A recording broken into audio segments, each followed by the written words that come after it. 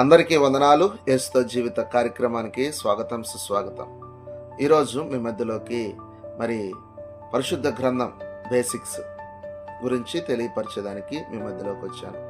చాలామంది క్రైస్తవులు బైబిల్ చదవడం అనే విధానం తెలియలేనటువంటి స్థితిలో ఉన్నారు.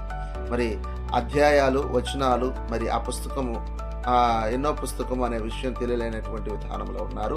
అటు వారందరి కోసం నేను ఈ వీడియో చేస్తున్నాను. మనం గ్రహించాలి, పరిశుద్ధ గ్రంథంలో 2 భాగాలుగా విభజించబడ్డాయి, పాత నిబంధన, కొత్త నిబంధన. ఈ 2 భాగాల్లో పాత నిబంధన 39 పుస్తకాలు, కొత్త నిబంధన 27 పుస్తకాలు.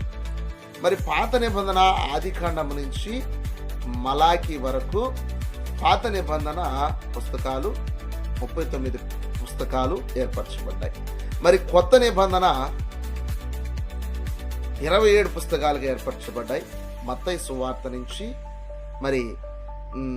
ప్రకటన గ్రంథం వరకు ఏర్పరచబడ్డాయి. ఇది మనం చదివేటప్పుడు మనకి ఎక్కడ ఏ పుస్తకము ఉంటుందనే విషయాన్ని మనం గ్రహించలేము, ఎందుకంటే చాలా పేజీలు ఉన్నాయి కనుక. అయితే చిన్నప్పుడు మనం చదువుకున్న రీతిని బట్టి పాఠశాలలో, కళాశాలలో ఒక పుస్తకంలో పాఠం, లెసన్ మనకు తెలియాలంటే ఆ లెసన్ మొదటి పేజీలో రాయబడి ఉంటుంది, ఆ పాఠం పేరు. అదేవిధంగా పరిశుద్ధ గ్రంథంలో పాత నిబంధన, కొత్త నిబంధనగా విడివిడిగా వాటి యొక్క పుస్తకాల పేర్లు పేజీ నెంబర్తో సహా రాయబడి ఉంటుంది. మొదటిగా మనం చెప్పగానే ఆ పుస్తకం మనం తీయలేనప్పుడు ఆ యొక్క మొదటి పేజీలోకి వెళ్ళి ఇది పాత నిబంధనలోదే, కొత్త నిబంధనలోదే ముందు గ్రహించాలి. మనం పాత నిబంధన పుస్తకాలన్నీ మనం అవగాహన ఉండాలి, కొత్త నిబంధన పుస్తకాలన్నీ మనకు అవగాహన ఉండాలి.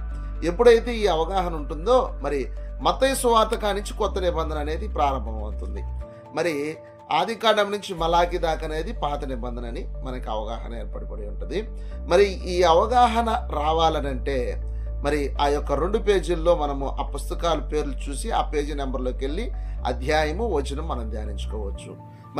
ఈ విధంగా మీరు చక్కగా బైబుల్ని మొదటిగా ధ్యానించడం బేసిక్ తెలుసుకోవాలి. ఈ విధంగా తెలుసుకోండి.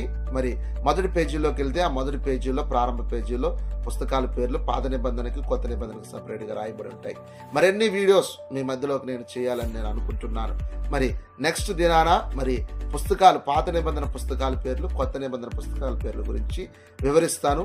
ఇవన్నీ మీరు చూడాలి, నేర్చుకోవాలి అనుకున్న వారందరూ సబ్స్క్రైబ్ చేసి, లైక్ చేసి, షేర్ చేసి మీరు దేవుని యొక్క ఆత్మీయ జీవితంలో ముందుకు కొనసాగాలని కోరుచున్నాను.